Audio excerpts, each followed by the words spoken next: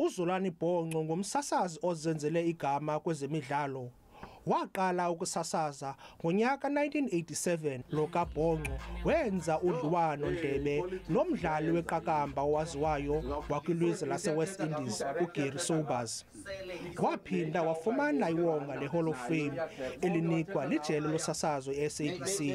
Isebe lezemidlalo kweli phondo nalo limnika iwonga ngegalelo lakhe kwezosasazo. Ngamava angafana afumaneke kakhulu, funeke ndiqale ndibulela amanyange, ndibulele nosombawo, ngoba ayingomathuba afana afunyanwe nangubani na lana, ngoba ndihambe amazwe ngamazwe ihlabathi lonke.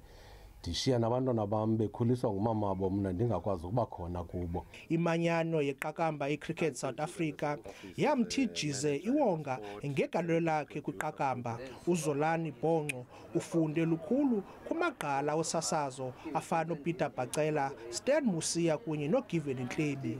uZolani beyingqanga eliqhwangusha yeli sibavubavu somsasazi esiphuma izandla. Wazibalula kakhulu uIzoman.